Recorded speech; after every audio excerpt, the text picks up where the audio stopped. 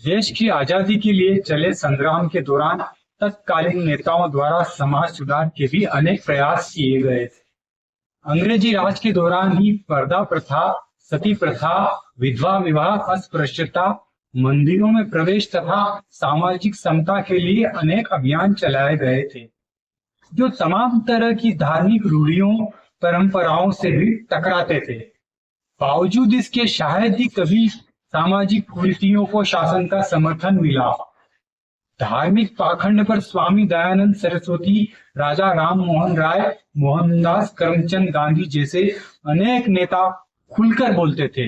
हालांकि सामाजिक सुधार के ये प्रयास कोई नए नहीं थे। रूढ़ और जड़ हो चुके भारतीय समाज से पाखंड हटाने, लोगों को जागृत करने की कोशिश मध्यकालीन युग में कबीर, नानक, दादू रैदास आदि अनेक संतों ने भी की थी। ईश्वर और खुदा की प्राप्ति के लिए पत्थरों की पूजा, नदियों में स्नान के साथ बांग देने, खतना प्रथा सहित धर्म के नाम पर अनेक परंपराओं पर चोट की गई थी। वर्तमान राजनीतिक परिदृश्य में अब ऐसे सवाल उठाना कथित धार्मिक भावनाओं के आहत होने का कारण बन सकते हैं। वर्तमान समय में पाखंड और अंधविश्वास नए रूप में हमारे सामने आए हैं। कई बाबा, संत, महंत, कथावाचक, प्रवचनकर्ता, तांत्रिक, चंगाई का दावा करने वालों ने देश की एक बड़ी आबादी को सम्मोहित कर रखा है। अशिक्षित, अर्धशिक्षित ही नहीं, अनेक डिग्रीधारी उच्च शिक्षा प्राप्त अंधविश्वासों से ग्रस्त हैं। वे अपनी बौद्धिक क्षमता को खो चुके हैं। तर्कशीलता, विवेक बुद्धि और वैज्ञानिक सोच का अभाव ही अंधविश्वास को पुष्ट करता है। चरण धूल से जीवन के कष्ट चले जाते हैं। नलकूप के जल से कैंसर सहित सभी रोग दूर होने का दावा, कनेर के फूल, अभिमंत्रित रुद्राक्ष, मंदिरों मजारों पर मूली बांधना जैसे अनेक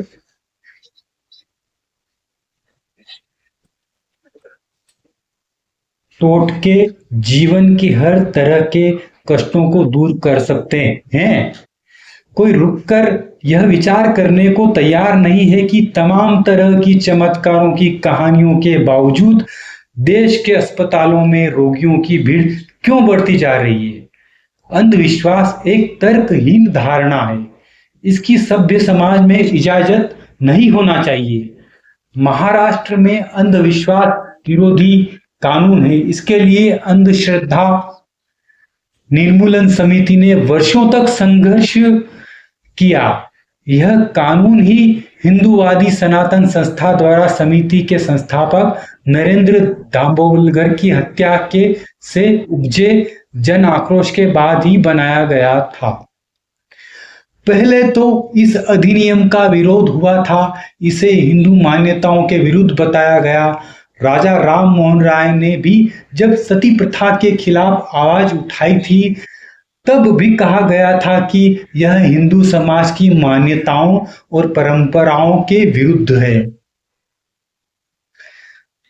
वर्तमान में देश में जन सेवा के नाम पर की जाने वाली राजनीतिक आज सत्ता के प्रतिष्ठानों पर कब्जा कर मनमानी करने का साधन बन गई है।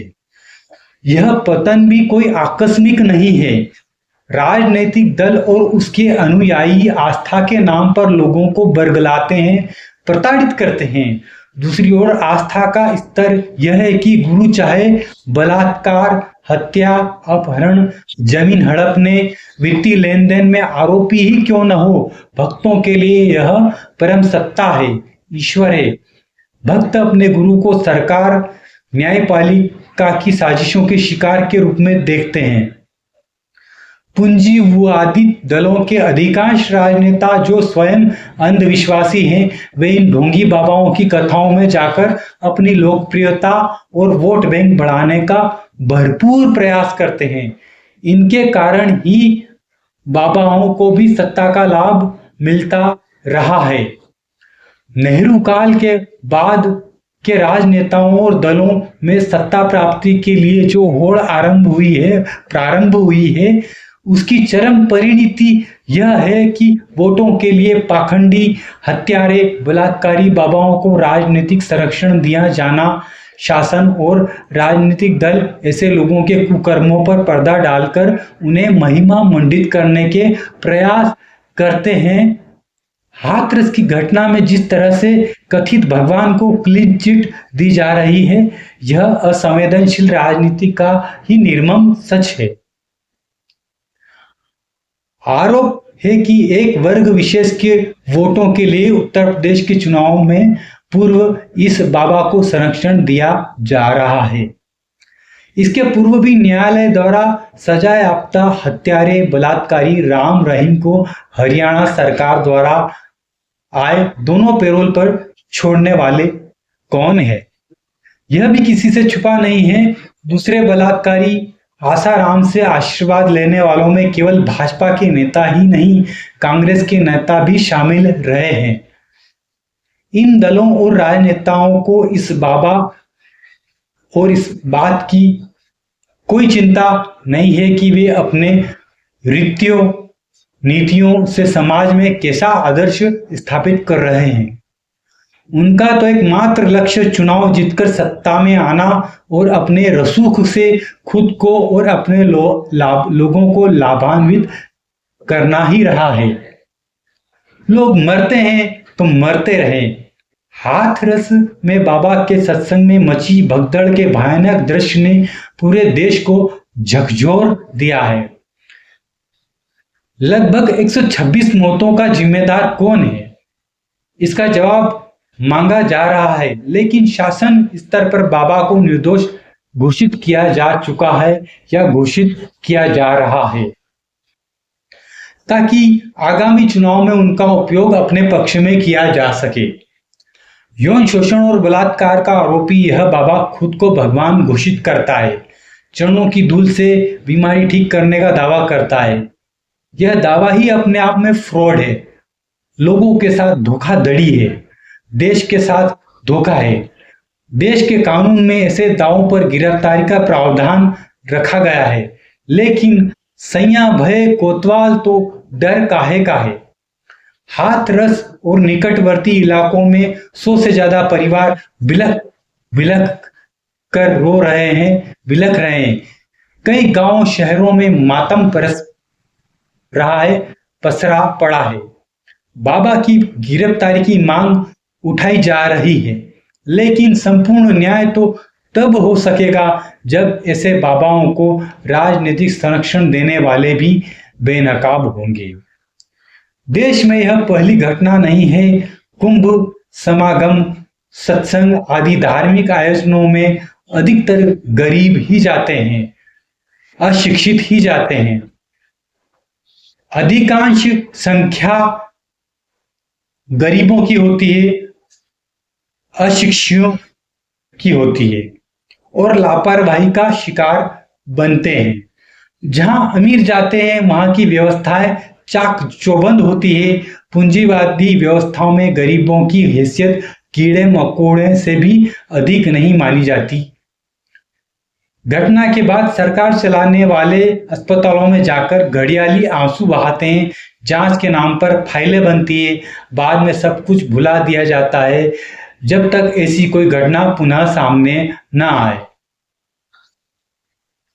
देश के संविधान में विचार, अभिव्यक्ति, विश्वास, धर्म और उपासना की स्वतंत्रता के अधिकार का लाभ उठाकर हजारों पाखंडी साधु संत पीर फकीर घूम रहे हैं एवं देश में अपने अपने स्तर पर भ्रमण करते हैं। सरकार भी चाहती कि लोग रोटी रोजगार, स्वास्थ्य सुविधाओं की मांग उनसे न करें, अपितु इसके लिए इन पाखंडी बाबाओं के पास ही जाएं। इसलिए प्रशासन स्तर पर इसी पाखंडियों के खिलाफ कभी कठोर कार्यवाही नहीं होती। ऐसे बाबा वैज्ञानिक उपकरणों का उपयोग करके विज्ञान को ही गालियां देते रहते हैं। देशवासियों को समझना होगा कि उनके दुखों का समाधान विज्ञान के पास है, ना कि पाखंड के पास। अंधविश्वास के प्रसार के कारणों में शिक्षा और वैज्ञानिक सोच का अभाव ही रहा है। अंधविश्वास को परमसत्ता के साथ जोड़ने के कारण लोग इसकी आलोचना करने से डरते हैं। देश में अंधविश्वासों पर आधारित मान्यताओं को समाप्त करने के लिए राजनीतिक इच्छा शक्ति का